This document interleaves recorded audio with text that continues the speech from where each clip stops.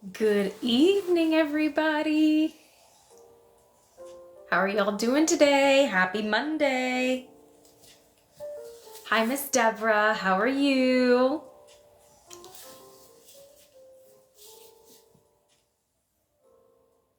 Ishmael, hello. Hello. Mick, hello. Thank you for joining us. For any of you guys who you're awake today, well, for now until I start reading, right? For any of you who have stumbled upon this book reading, welcome, welcome. We are reading from this series by this author. If you happen to have missed any of the previous, so we're on book 3 of 4 in this series. So if you have missed the previous reading of this third book, or if you've missed any of the other book readings in this series, you can actually go to my YouTube channel and I've got them all listed there, all of the recordings. And they're all, labeled in sequential order, so you don't have to like kind of pick through and figure out which video goes next. I've got them all in a nice, neat little list for you, and not just this book, but all of the other book readings from the other series that we've done as well. I think we've, oh my god, 1, 2, 3, I think we've read like seven different books and or series at this point. Like we've got a list. There is a list. So if you would like to go back and play some catch up, or if you would like to just re-listen to some classic reading that I have done in the past, you just go into my bio here on TikTok and just click on the YouTube icon and it'll take you right to my page. And you can also find my main TikTok content, my main my Nikki content. So it's book readings and Nikki from the Infernal Appeals Office, from the Afterlife universe that I engage in here with some other content creators on TikTok. So, oh hi Holly, thanks for joining us.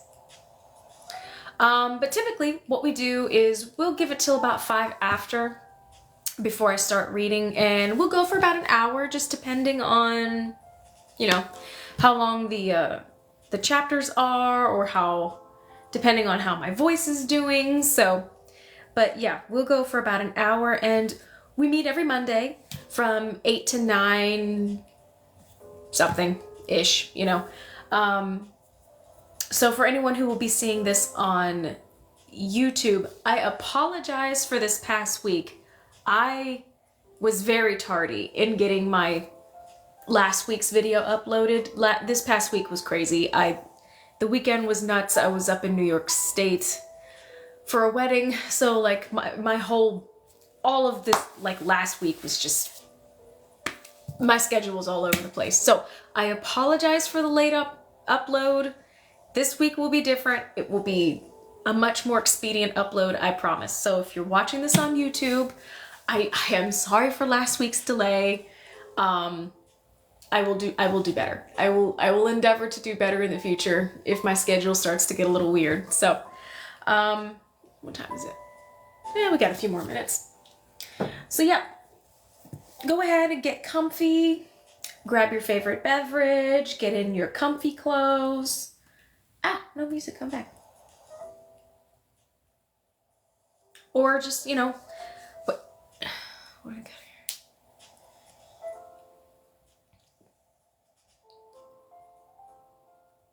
Good Lord, Miss Depp. 1, 2, 3. You got 4 shots in one day today? Whew. You're not going to be awake very long. That's okay. You go and get some sleep. Good Lord. Drink as much water as you possibly can. Hydrate like crazy to help with however you may feel tomorrow. Oh. Your vaccine shot, pneumonia, RSV, and shingles. Jeez.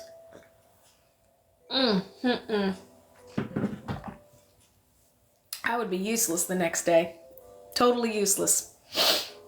I'm barely useful now as it is. But anyway. All right. Now, I know my across the pond viewers, this won't apply to you, but does anybody have any Memorial Day weekend upcoming plans since it's this coming weekend? I do. So, but, try typo. See, all of those shots are kicking in already.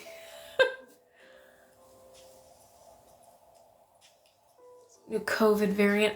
You know what? Here's the thing. I am fully convinced that from now until the end of time, every new season is going to bring its own new COVID variant, depending on where you are. Kind of like the flu, how it's constantly changing. I have a feeling that the COVID virus will constantly be changing, no matter what we do, no matter how many different boosters we end up coming up with. It's just going to be this forever cat and mouse game, I think now, which, I don't know, I guess it's just the way of disease and stuff, but do what you can to keep yourself safe and healthy and protected. That's really, at the end of the day, that's all we can do anyway. So, all right, well, it is 5 after. Without further ado, we're gonna go ahead and get started. So, let's see. Allison, hello. Oh no. Just kidding. Got it. Okay. All right. So we're going to go ahead.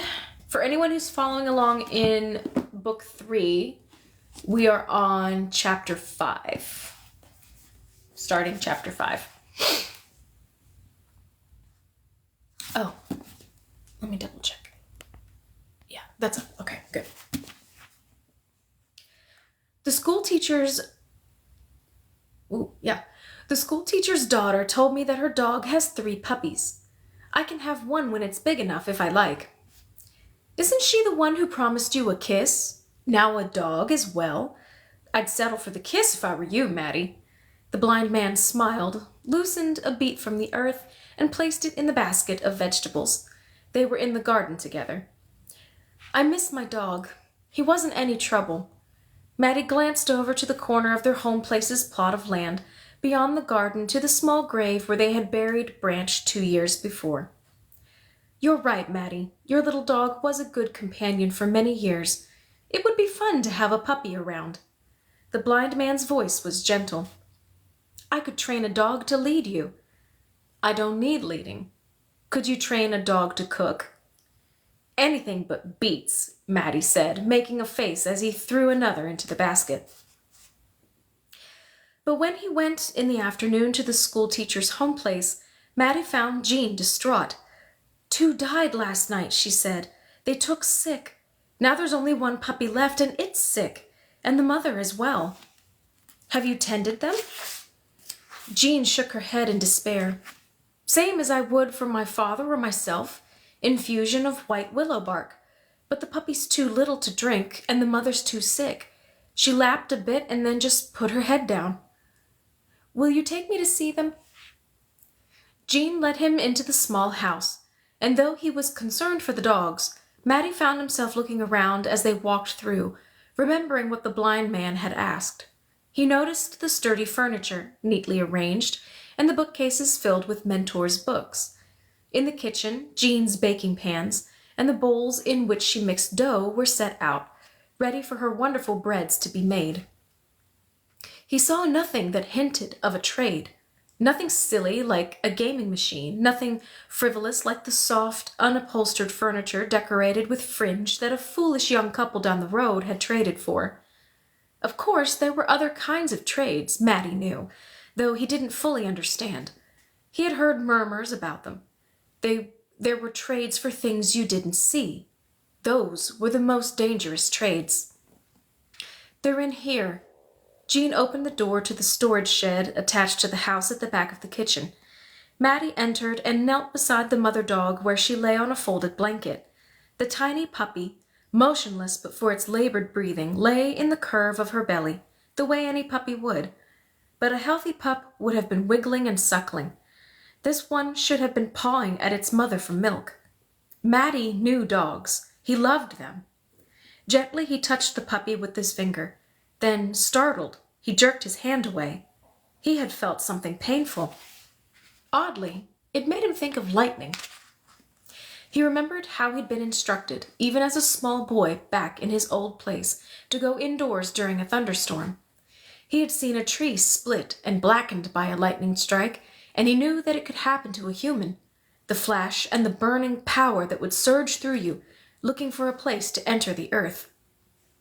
He had watched through the window and seen great fiery bolts split the sky, and he had smelled the sulphur smell that they sometimes left behind. There was a man in village, a farmer, who had stood in the field beside his plow, waiting as dark clouds gathered overhead, hoping the storm would pass by. The lightning had found him there, and though the farmer had survived, he had lost all his memory but for the sensation of raw power that had entered him that afternoon. People tended him now, and he helped him with farm chores, but his energy was gone, taken away by the mystery energy that lived in lightning. Maddie had felt this sensation, the one of pulsating power, as if he had the power of lightning within his own self, in the clearing on a sunny day with no storm brewing.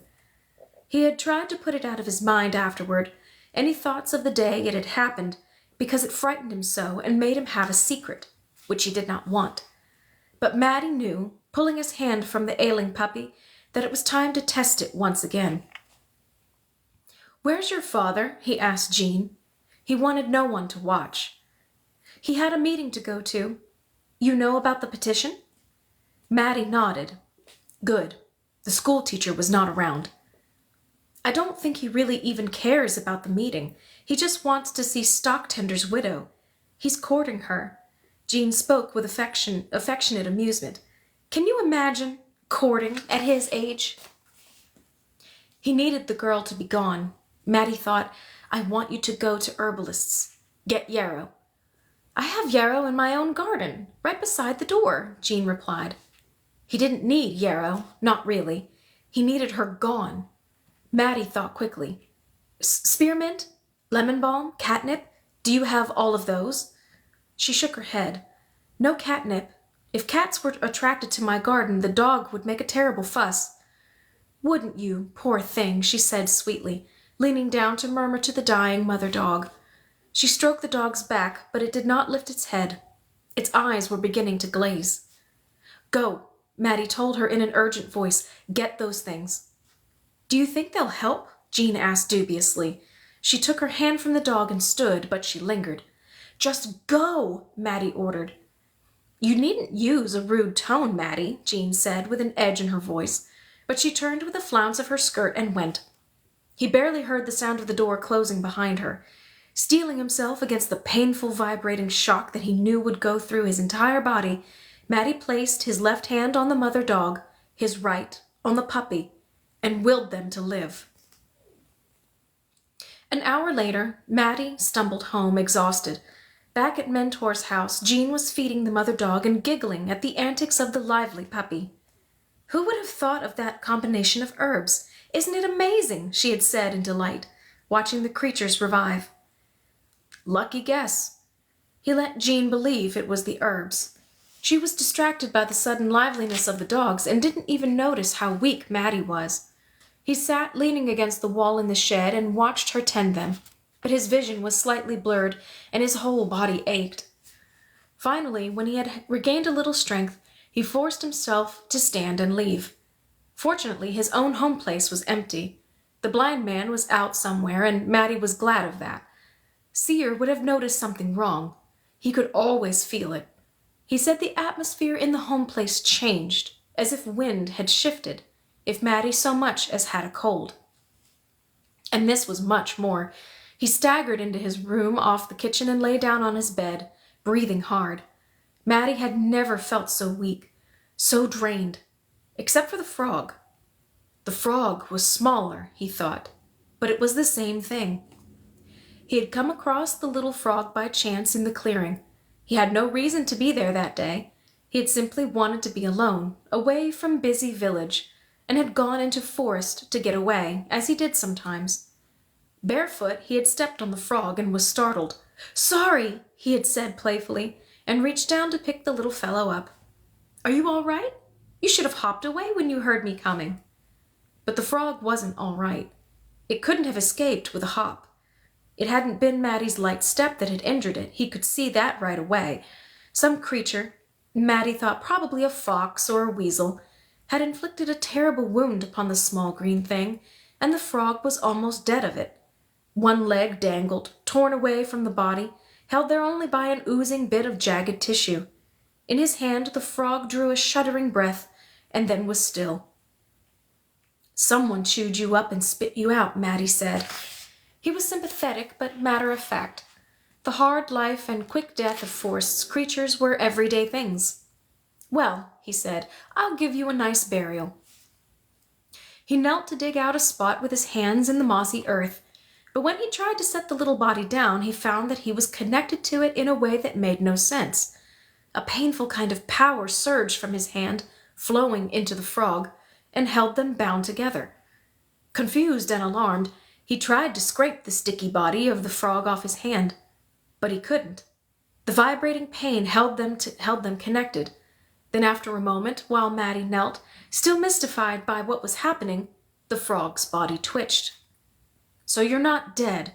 Get off of me, then." Now he was able to drop the frog to the ground, and the stab of pain eased. What was that all about? Maddie found himself talking to the frog as if it might be able to reply. "I thought you were dead, but you weren't. You're going to lose your leg, though, and your hopping days are over. I'm sorry for that." He stood and looked down at the impassive frog. Chirrump! Its throat made the sound. "Yes, I agree. Same to you." Maddie turned to leave. Chirrump! The sound compelled him to go back and to kneel again. The frog's wide-open eyes, which had been glazed with death only a few moments before, were now clear and alert. It stared at Maddie.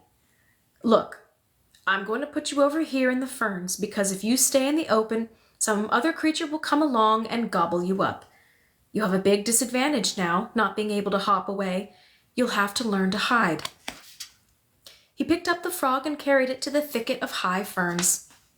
"If I had my knife with me," he told it, "I'd probably just slice through those threads that are holding your leg.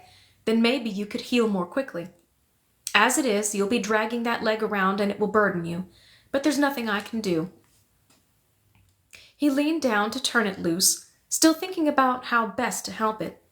"Maybe I can find a sharp rock and slice through. It's just a tiny bit of flesh, and it probably wouldn't even pain you if I did it." "You stay right here," Maddie commanded, and placed the frog on the earth beside the ferns. As if it could hop, he thought. Back at the edge of the small stream he had crossed, Maddie found what he needed as a tool, a bit of rock with a sharp edge. He took it back to where the wounded frog lay, immobilized by its wound.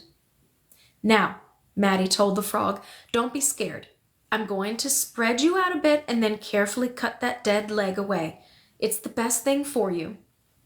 He turned the frog onto its back and touched the shredded leg, meaning to arrange it in a way that would make the amputation simple and fast. There were only a few sticky strands of flesh to slice through. But he felt a sudden jolt of painful energy enter his arm, concentrated in his fingertips. Maddie was unable to move. His hand grasped the nearly severed leg as if he could feel his own blood moving through its vessels. His pulse thrummed, and he could hear the sound of it. Terrified, Maddie held his breath for what seemed forever. Then it all stopped. The thing that had happened ended. He lifted his hand tentatively from the wounded frog. Chirrump! Chirrump! "I'm leaving now. I don't know what happened, but I'm leaving now." He dropped the sharp rock and tried to rise, but his knees were weak and he felt dizzy and sick. Still kneeling beside the frog, Maddie took a few long breaths, trying to get his strength again so he could flee. Chirrump! "Stop it. I don't want to hear that." As if it understood what Maddie had said, the frog turned, flopping itself over from its belly-up position, and moved toward the ferns. But it was not dragging a useless leg. Both legs were moving. Awkwardly, to be sure, but the frog was propelling itself with both legs. It disappeared into the clump of quivering ferns. After a moment, Maddie was able to stand. Desperately tired, He made his way out of forest and stumbled home. Now, lying on his bed, he felt the same exhaustion, magnified. His arms ached. Maddie thought about what had happened. The frog was very small. This was 2 dogs. This was bigger. I must learn to control it, Maddie told himself. Then, surprisingly, he began to cry. Maddie had a boyish pride in the fact that he never cried, but now he wept, and it felt as if the tears were cleansing him, as if his body needed to empty itself. Tears ran down his cheeks. Finally, shuddering with exhaustion, he wiped his eyes, turned on his side, and slept, though it was still midday. The sun was high in the sky over village. Maddie dreamed of vague, frightening things connected to pain, and his body was tense even as he slept. Then his dream changed. His muscles relaxed, and he became serene in his sleep. He was dreaming now of healed wounds, new life, and calm.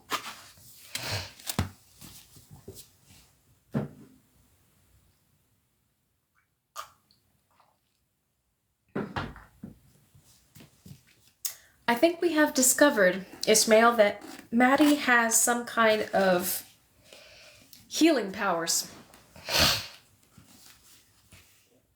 Though I don't know why. Chapter 6. New one's coming, and there's a pretty girl among them. Raymond called to Maddie but didn't stop. He was hurrying past, eager to get to village's entrance place, where new ones always came in. There was, in fact, a welcome sign there, though many new ones they had discovered could not read. Maddie had been one of those. The word welcome had meant nothing to him then. I saw it, but I couldn't read it, he had said to Seer once, and you could have read it, but you couldn't see it. We're quite a pair, aren't we? No wonder we get along so well together, the blind man had laughed. May I go? I'm almost done here. When Raymond ran past and called to them, Maddie and the blind man had been clearing out the garden, pulling up the last of the overgrown pea vines. Their season was long past. Soon summer would end. They would be storing the root vegetables soon. Yes, of course. I'll go too. It's important to welcome them.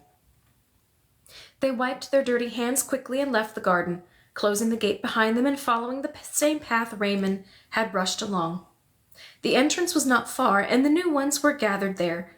In the past, new ones had mostly arrived alone or in pairs, but now they seemed to come in groups, whole families often, looking tired, for they had come great distances, and frightened, because they had left some fearsome things behind, and usually their escape had been dangerous and terrifying. But always they were hopeful too, and clearly relieved to be greeted by the smiles. The people of village prided themselves on the welcome, many of them leaving their regular work to go and be part of it. Frequently, the new ones were damaged. They hobbled on canes or were ill. Sometimes they were disfigured by wounds or simply because they had been born that way. Some were orphans. All of them were welcomed. Maddie joined the crowded semicircle, and smiled encouragingly at the new ones as the greeters took their names, one by one, and assigned them to helpers who would lead them to their living spaces and help them settle in. He thought he saw the girl Raymond had mentioned, a thin but lovely girl about their age. Her face was dirty and her hair uncombed. She held the hand of a younger child whose eyes were thick with yellow mucus. It was a common ailment of the new ones, quickly healed with herbal mixtures. He could tell that the girl was worried for the child, and he tried to smile at her in a way that was reassuring. There was more than usual this time. It's a big group, Maddie whispered to the blind man. Yes, I can hear that it is. I wonder if somehow they have begun to hear rumors that we may close. As he spoke, they both heard something and turned. Approaching the welcoming entrance and the busy processing of the new ones, a small group of people Maddie recognized, with Mentor leading them, came forward chanting, "Close, close, no more, no more." The welcoming group was uncertain how to react. They continued to smile at the new ones and to reach forward to take their hands, but the chant made everyone uncomfortable. Finally, in confusion, Leader appeared. Someone had sent for him, apparently. The crowd parted to allow him through, and the chanters fell silent. Leader's voice was, as always, calm. He spoke first to the new ones, welcoming them. He would have done this later in the day, after they had been fed and settled, but now, instead of waiting, he reassured them briefly. "We were all of us new ones once," he said with a smile, "except for the youngsters who have been born here. We know what you have been through. You will no longer be hungry. You will no longer live under unfair rule. You will never be persecuted again. We are honored to have you among us. Welcome to your new home. Welcome to Village." He turned to the greeters and said, "Do the processing later. They are tired. Take them to their living spaces so they can have baths and food. Let them rest for a while." The greeters encircled the new ones and led them away. Then Leader turned to those who remained. "Thank you, those of you who came to give welcome. It is one of the most important things we do in Village. Those of you who object, Mentor, you and the others," he looked at the small group of dissenters, "you have that right, as you know. The right to dissent is one of our most important freedoms here. But the meeting is in 4 days. Let me suggest that instead of worrying and frightening these new ones who have just come and are weary and confused, let us wait and see what the meeting decides. Even those of you who want to close Village to new ones, even you value the peace and kindness we have always embraced here. Mentor, you seem to be leading this. What do you say?" Maddie turned to look at Mentor, the teacher who meant so much to him. Mentor was thinking, and Maddie was accustomed to seeing him deep in thought, for it was part of his classroom demeanor. He always thought over each question carefully, even the most foolish question from the youngest student. Odd, Maddie thought. The birthmark across Mentor's cheek seemed lighter. Ordinarily it was a deep red. Now it seemed merely pink, as if it were fading. But it was late summer. Probably, Maddie decided, Mentor's skin had been tanned by the sun, as his own was, and this made the birthmark less visible. Still, Maddie was uneasy. Something else was different today about Mentor. He couldn't name the difference, not really. Was it that Mentor seemed slightly taller? How strange that would be, Maddie thought, but the teacher had always walked with a bit of a stoop. His shoulders were hunched over. People said that he had aged terribly after his beloved wife's death, when Jean was just a small child. Sadness had done it. Today he stood erect and his shoulders were straight. So he seemed taller, but wasn't. Maddie decided with relief. It was simply a changed posture. Yes, Mentor said to Leader, we will see what the meeting decides. His voice sounded different, Maddie noticed. He saw that Leader, too, was noticing something about Mentor and was puzzled. But everyone was turning away now, the crowd dispersing, people returning to their usual daily tasks. Maddie ran to catch up with the blind man who had started walking the familiar path home. Behind him he heard an announcement being made. Don't forget, someone was calling out. Trade Mart tomorrow night. Trade Mart. With the other things that had consumed Maddie's thoughts recently, he had almost forgotten about Trade Mart. Now, he decided he would attend. Trade Mart was a very old custom. No one remembered its beginnings. The blind man had said that he had first known of it when he was a newcomer to Village, still an invalid with wounds to be tended. He had lain on a bed in the infirmary, in pain, unseeing, his memory slow to return, and half listened to the conversations of the gentle folk who took care of him. Did you go to the last Trade Mart? He had heard one person ask another. No, I have nothing to trade. Did you? We went and watched. It all seems foolishness to me. He had put it from his mind then. He had nothing to trade either. He owned nothing. His torn, blood-stained clothes had been taken from him and replaced. From a cord around his neck dangled an amulet of some sort, and he felt its importance but could not remember why. Certainly he would not trade it for some trinket. It was all he had left of his past. The blind man had described all of that to Maddie. Later I went, just to watch, he told him. Maddie laughed at him. They were close by then, and he could do that. Watch? He hooted. The blind man laughed in reply. I have my own kind of watching, he said.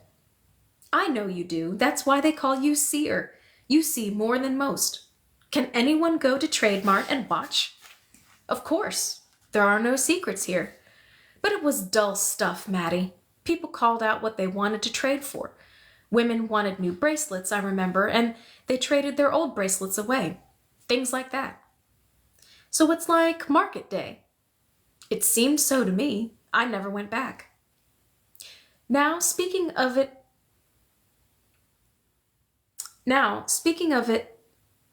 the evening of the new one's arrival. That is a weird sentence. Let me try that again. Okay, there we go. Now, speaking of it, the evening of the new one's arrival. There we go, I got it. The blind man expressed concern. It's changed, Maddie. I hear people talk of it now, and I feel the changes. Something's wrong. What kind of talk? The blind man was sitting with his instrument on his lap. He played one chord. Then he frowned. I'm not sure. There's a secrecy to it now. I got up my nerve and asked Raymond what his parents traded for the gaming machine, but he didn't know. He said they wouldn't tell him, and his mother turned away when he asked, as if she had something to hide. I don't like the sound of it. The blind man stroked the strings and played 2 more chords. The sound of your own music? Maddie asked with a laugh, trying to lighten the conversation. Something's happening at Trade Mart, Seer said, ignoring Maddie's attempt at humor. Leader said the same. He would know. I'd be wary of it, Maddie, if I were you. The next evening, while they prepared supper, he told the blind man he was planning to go. I know you said I was too young, Seer, but I'm not. Raymond's going, and maybe it's important for me to go. Maybe I can figure out what's happening. Seer sighed and nodded. Promise me one thing, he told Maddie. I will. Make no trade. Watch and listen, but make no trade, even if you're tempted. I promise. Then Maddie laughed. How could I? I have nothing to trade. What would I give for a gaming machine? A puppy too young to leave its mother? Who'd want that? The blind man stirred at the chicken that simmered in a broth. Ah, Maddie, you have more than you know, and people will want what you have. Maddie thought. Seer was correct, of course. He had the thing that troubled him. The power, he thought of it, and perhaps there were those who would want it. Maybe he would find a way to trade it away, but the thought made him nervous. He turned his thoughts to other, less worrying things. He had a fishing pole, but he needed that and loved it. He had a kite stored in the loft, and perhaps one day he would trade it for a better kite. But not tonight. Tonight he would only watch. He had promised the blind man. What do you guys think's going on in Trade Mart? Dark magic, perhaps?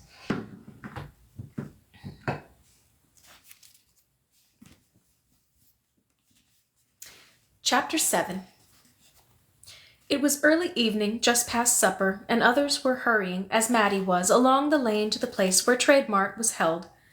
He nodded to neighbors as he passed them, and waved to some he saw farther along. People nodded back or waved in reply, but there was none of the light-hearted banter that was ordinarily part of village. There was an intenseness to everyone, an odd seriousness, and a sense of worry, unusual in village, permeated the atmosphere. No wonder Seer didn't want me to come, Maddie thought as he approached. It doesn't feel right. He could hear the noise, a murmur, people whispering to each other. It was not at all like market day, with its sounds of laughter, conversation, and commerce, good-natured bargaining, the squealing of pigs, the motherly cluck of hens with their cheeping broods. Tonight it was simply a low hum, a nervous whisper through the crowd. Maddie slipped into a group that had gathered and was standing nearest to the platform, a simple wooden structure like a stage that was used for many occasions when the people came together. The coming meeting to discuss the proposal to close village would be held here too, and Leader would stand on the stage to direct things and keep them orderly. A large wooden roof covered the area so that rain would not prevent a gathering, and in the cold months the enclosing sides would be slid into place. Tonight, though, the weather was still warm. It was open to the evening. A breeze ruffled Maddie's hair. He could smell the scent of the pine grove that bordered the area. He found a place to stand next to Mentor, hoping that perhaps Jean would join her father, though she was nowhere to be seen. Mentor glanced down and smiled at him. "Maddie," he said, "it's a surprise to see you here. You've never been before." "No," Maddie said, "I have nothing to trade." The school teacher put his arm affectionately over Maddie's shoulders, and Maddie noticed for the first time that the teacher had lost weight. "Ah," Mentor said, "you would be surprised. Everyone has something to trade." "Jean has her flowers," Maddie said, hoping to turn the conversation to Mentor's daughter, "but she takes them to the market stall. She doesn't need trademark for that. And," he added, "she already promised the puppy to me. She'd better not trade him away." Mentor laughed. "No, the puppy is yours, Maddie, and the sooner the better. He's full of mischief, and he chewed my shoes just this morning." For a moment, everything seemed as it had always been. The man was warm and cheerful, the same loving teacher and father he had been for years. His arm over Maddie's shoulder was familiar. But Maddie found himself wondering suddenly why Mentor was there. Why, in fact, any of these people were here. None of them had brought any goods to trade. He looked around to confirm what he had noticed. People stood tensely, their arms folded or at their sides. Some of them were murmuring to one another. Maddie noticed the young couple who were neighbors down the road from the house he shared with the blind man. They were conversing in low voices, perhaps arguing, and the young wife appeared worried at what her husband was saying. But their arms, too, like Maddie's, like Mentor's, like everyone's, were empty. No one had brought anything to trade. A silence fell, and the crowd parted to make way for the tall, dark-haired man who was now striding toward the stage. He was called Trademaster. People said that he had come, already named, as a new one some years before, and had brought with him what he knew about trading from the place he had left.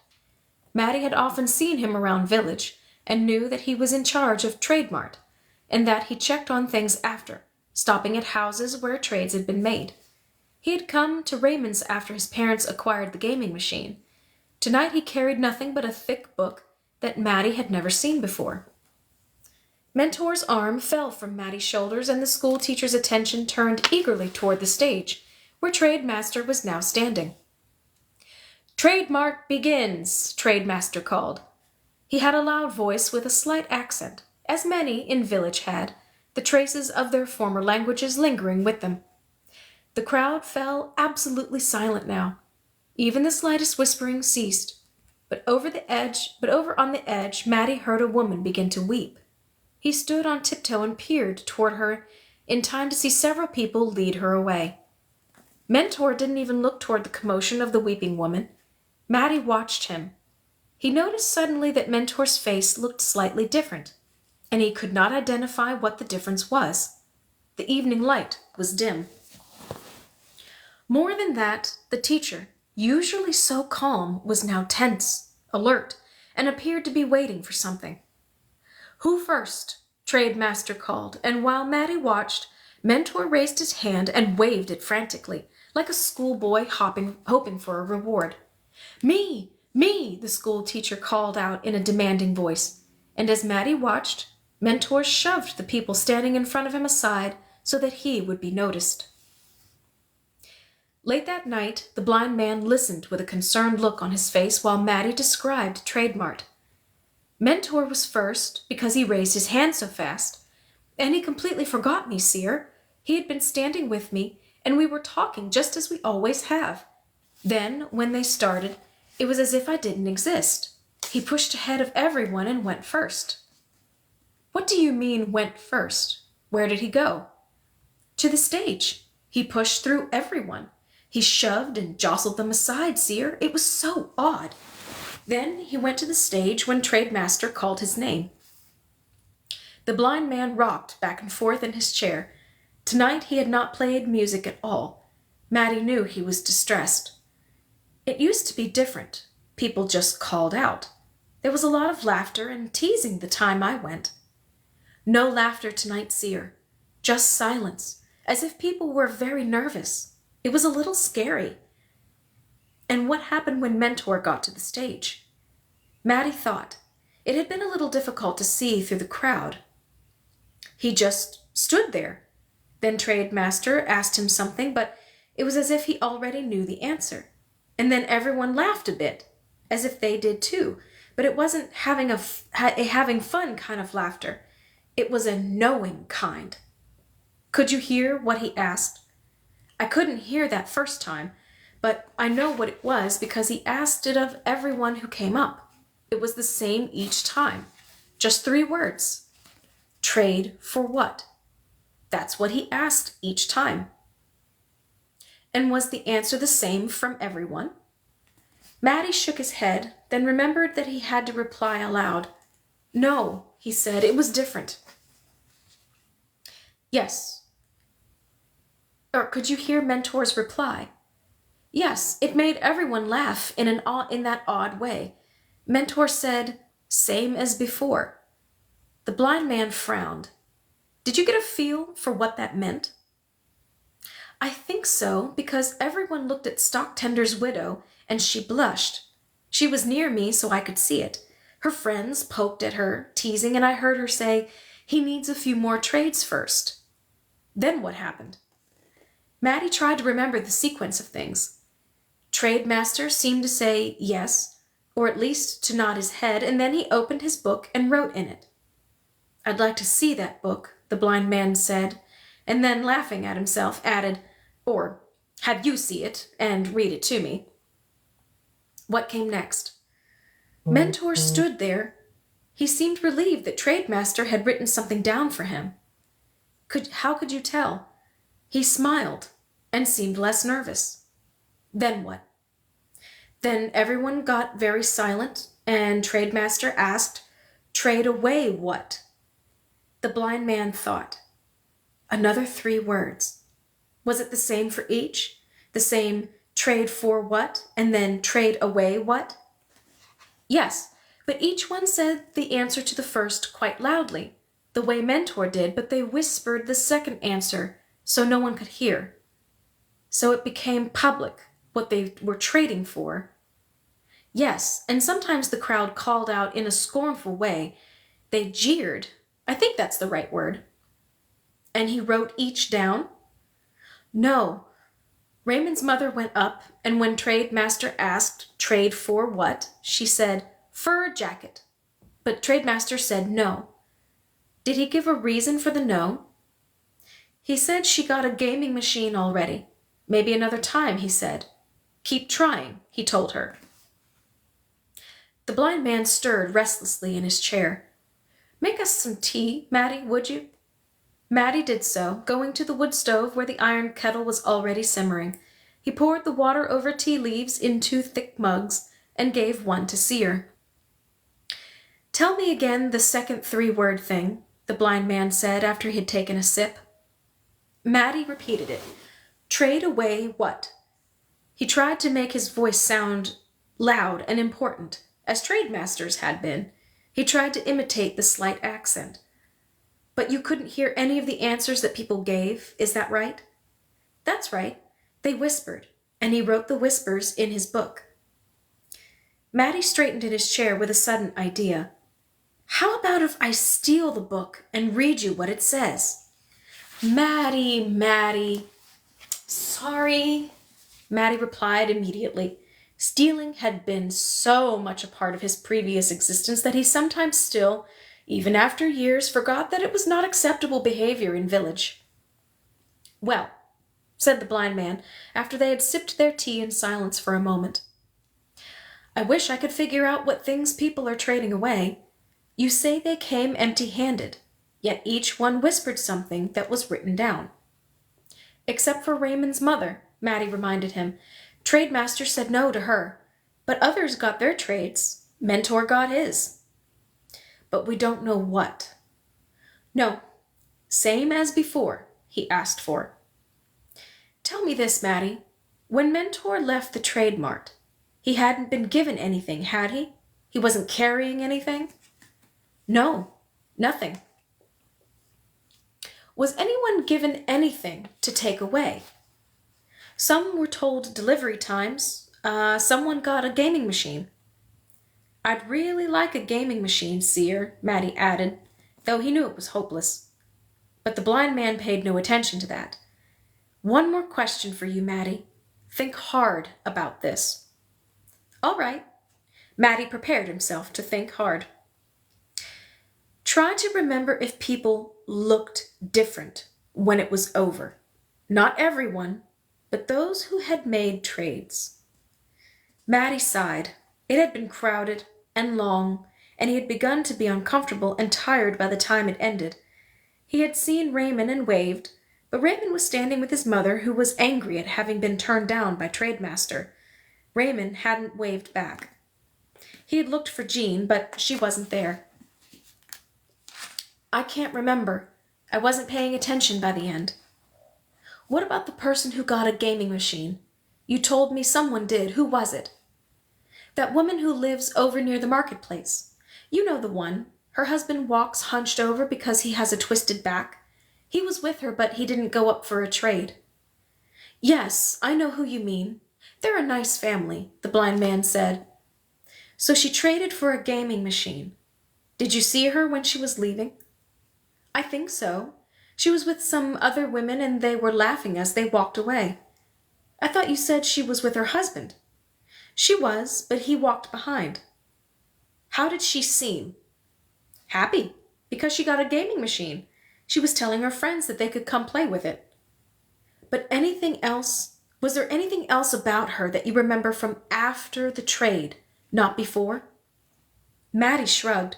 He was beginning to be bored by the questioning. He was thinking about Jean, and that he might go see her in the morning. Maybe his puppy would be ready. At least the puppy would be an excuse for a visit. It was healthy now and growing fast, with big feet and ears. Recently he had watched, laughing, when the mother dog had growled at it because it was nipping at her own ears in play. Thinking of the puppy's behavior reminded Maddie of something. Something was different, he said. She's a nice woman, the one who got the gaming machine. Yes, she is. Gentle, cheerful, very loving to her husband. Well, Maddie said slowly, when she was leaving, walking and talking with the other women, and her husband behind trying to keep up, she whirled around and suddenly scolded him for being slow. Slow? But he's all twisted. He can't walk any other way, the blind man said in surprise. I know, but she made a sneering face at him, and she imitated his way of walking. She made fun of him. It was only for a second, though. Seer was silent, rocking. Maddie picked up the empty mugs, took them to the sink, and rinsed them. It's late, the blind man said. Time to go to bed. He rose from his chair and put his stringed instrument on the shelf where he kept it. He began to walk slowly to his sleeping room. Good night, Maddie, he said. Then he said something else, almost to himself. So now she has a gaming machine, the blind man murmured. His voice sounded scornful. Maddie, at the sink, remembered something. Mentor's birthmark is completely gone, he called to Seer.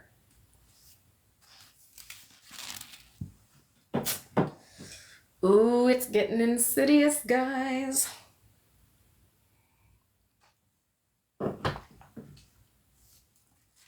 Whatever this is, it doesn't sound good. Chapter 8. The puppy was ready. So was Maddie. The other little dog, the one who had been his childhood companion for years, had lived a happy, active life, died in his sleep, and had been buried with ceremony and sadness beyond the garden. For a long time, Maddie, missing Branch, had not wanted a new dog. But now it was time, and when Jean summoned him, her message was that Maddie had to come right away to pick up the puppy, because her father was furious at its mischief. He hurried to her house. He had not been to Mentor's home place since Trade Mart the previous week. The flower garden, as always, was thriving and well tended, with late roses in bloom and fall asters fat with buds.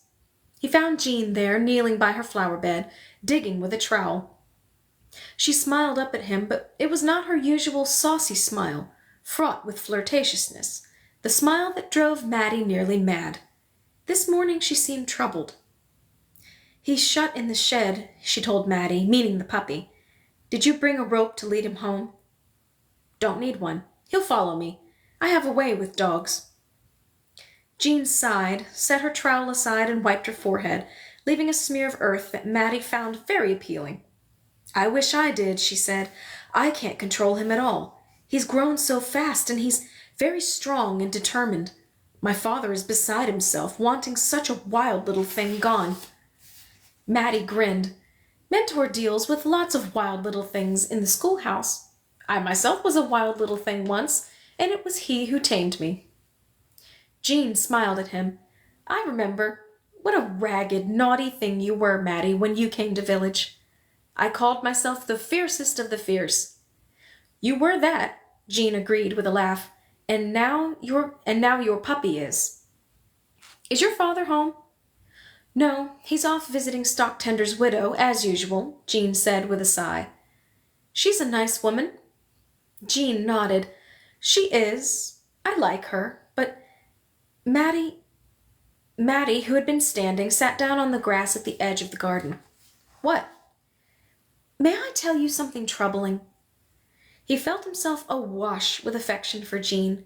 He had for a long time been attracted to her girlish affectations, her silly charms and wiles, but now for the first time he felt something new. He perceived the young woman behind all those superficial things. With her curly hair tumbling over her dirt-streaked forehead, she was the most beautiful person Mattie had ever seen, and now she was talking to him in the way that was not foolish and childlike, designed to entrance, but instead was human and pained and adult. He felt suddenly that he loved her, and it was a feeling he had never known before. "It's about my father," she said in a low voice. "He's changing, isn't he?" Mattie replied, startling himself because he had not spelled it out in his mind before, had not said it aloud yet here it was, and he was saying it to Jean. He felt an odd sense of relief. Jean began to cry softly. "Yes," she said, "he has traded his deepest self." Traded? That part took Mattie by surprise because he had not thought it through to there. Traded for what? Mattie asked in horror, and realized he was repeating the phrase from Trademark. "For Stocktender's widow," she said, weeping. "He wanted her to love him, so he traded. He's becoming taller and straighter. The bald spot at the back of his head has grown over with hair, Mattie. His birthmark has disappeared." Of course, that was it. "I saw it," Mattie told her, "but I didn't understand." He put his arm around the sobbing girl.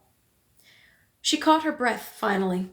"I didn't know how lonely he was, Mattie. If I had known—" "So that's why." Mattie was trying to sort it out in his head. "The puppy. Once he would have loved a naughty puppy, Mattie, the way he loved you when you were a raggedy boy. I knew it all for certain yesterday when he kicked the puppy. Till then I only suspected." Jean wiped her eyes with the back of her hand and left another endearing streak of dirt. "And the petition," Mattie added, thinking of it suddenly. "Yes, Father always welcomed new ones. It was the most wonderful part of Father, how he cared for everyone and tried to help them learn. But now—" They heard a loud whimpering from the shed and a scratching sound. "Let him out, Jean, and I'll take him home before your father gets back." She went to the shed door, opened it, and though her face was tear-streaked now, she smiled at the eager, ungainly puppy who bounded forth, jumped into Mattie's arms, and licked his cheeks. The white tail was a whir. "I need time to think," Mattie said, subduing the puppy with a rhythmic scratch below his chin. "What's to think about? There's nothing to be done. Trades are forever. Even if a stupid thing like a gaming machine breaks down, or if you tire of it, you don't get to reverse." He wondered if he should tell her. She had seen the effect of his own power on the She had seen the effect of his own power on the puppy and its mother, but hadn't understood. Now, if he chose, perhaps he could explain. But he was uncertain about this. He did not know how far his power went, and he did not want to promise this beloved girl something impossible. To repair a man's soul and deepest heart, to reverse an irreversible trade, might be far, far more than Maddie could possibly undertake. So he stayed silent, and took his lively puppy away. "Look, he sits now when I tell him to." Then Maddie groaned and said, "Oh, sorry." When would he ever learn to stop saying "look" to a man who had no eyes? But the blind man laughed. "I don't need to be able to look. I can hear that he sits. The sounds of his feet stop, and I don't feel his teeth on my shoes." "He's smart, I think," Maddie said optimistically. "Yes, I think you're right. He's a good little puppy, Maddie. He'll learn quickly. You don't need to worry about his mischief." The blind man reached out his hand, and the puppy scampered to it and licked his fingers. "And he's quite beautiful." In truth, Maddie was trying to convince himself. The puppy was a combination of several colors: big feet, a whirligig of a tail, and lopsided ears. "I'm sure he is." "He'll need a name. I haven't thought of the right one yet." "His true name will come to you." "I hope I get my own soon," Maddie said. "It will come when the time comes." Maddie nodded and turned back to the dog. "First, I thought of Survivor, because he was the only one of the puppies that did. But it's too long. It doesn't sound like the right one." Maddie picked up the puppy and scratched its belly as it lay on his lap. "So then," Maddie began to laugh, "since he was the only one that lived, I thought of Liver for a name." "Liver?" The blind man laughed as well. I know. It was a stupid idea. Liver with onions." Maddie made a face. He set the puppy on the floor again, and it dashed off, tail wagging, to growl at the logs piled beside the stove, and to chew at their edges where raw wood curled. "You could ask Leader," the blind man suggested. "He's the one who gives true names to people. Maybe he would do it for a puppy." "That's a good idea. I have to go see Leader anyway.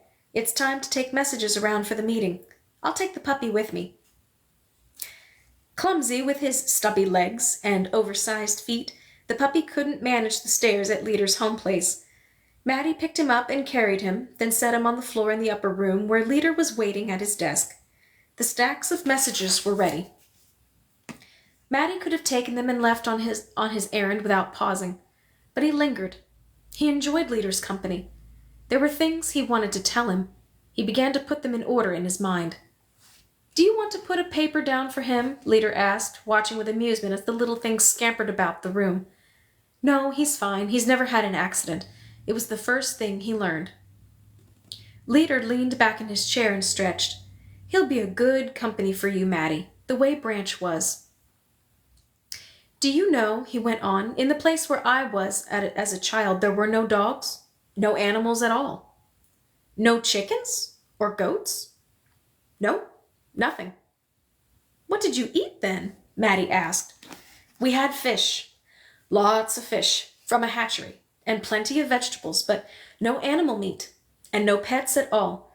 I never knew what it meant to have a pet, or even to love something and be loved back." His words made Maddie think of Jean. He felt his face flush a little. "Did you ever love a girl?" he asked. He thought Leader would laugh, but instead the young man's face became reflective. "I had a sister," Leader said after a moment. "I think of her still, and hope she's happy." He picked up a pencil from the desk, twirled it in his fingers, and gazed through the window. His clear blue eyes seemed to be able to see great distances, even into the past, or perhaps the future. Maddie hesitated, then he explained. "I meant a girl. Not like a sister, but a girl." Leader put the pencil down and smiled. "I understand what you mean. There was a girl once, long ago. I was younger than you, Maddie, but I was at the age when such things begin." "What happened to her?" "She changed. And I did too. Sometimes I think I want nothing to change ever, Maddie said with a sigh. Then he remembered what he wanted to tell Leader. Leader, I went to Trade Mart, he said. I hadn't been before. Leader shrugged. I wish they'd vote to end it, he said. I never go anymore, but I did in the past. It seemed folly and time-wasting. Now it seems worse. It's the only way to get something like a gaming machine. Leader made a face. A gaming machine, he commented with disdain. Well, I'd like one, Maddie grumbled, but Seer says no. The puppy wandered to a corner of the room, sniffed, made a circle of himself, collapsed, and fell asleep. Maddie and Leader together watched it and smiled. It isn't just gaming machines and such. Maddie had wondered how to say it, how to describe it. Now, into the silence as they watched the sleeping puppy, he found himself simply blurting it out. Something else is happening at Trade Mart. People are changing, Leader. Mentor is. I've seen the changes in him, Leader acknowledged. What are you telling me, Maddie? Mentor has traded away his deepest self, Maddie said, and I think that others are too. Leader leaned forward and listened intently as Maddie described what he had seen, what he suspected, and what he knew. Leader gave me a name for him, but I don't know if I like it. Maddie was back home by lunchtime, after delivering the last of the messages. The blind man was at the sink, washing some clothes. And what is it? He asked, turning toward Maddie's voice. Frolic. It has a nice sound to it. How does the puppy feel about it? Maddie lifted the puppy from where it had been riding, curled up inside his jacket. For most of the morning it had followed him, scampering at his heels, but eventually its short legs had tired and Maddie had carried it the rest of the way. The puppy blinked. He had been asleep in the jacket, and Maddie set him on the floor. Frolic? Maddie said, and the puppy looked up. His tail churned. Sit, Frolic, Maddie said. The puppy sat instantly. He looked intently at Maddie. He did, Maddie told the blind man in delight. Lie down, Frolic. After a pause, the puppy reluctantly sank to the floor and touched the rug with his small nose. He knows his true name already. Maddie knelt beside the puppy and stroked its little head. Good puppy, he said. The big brown eyes gazed up at him, and the spotted body, still sprawled obediently on the floor, quivered with affection. Good Frolic, Maddie said.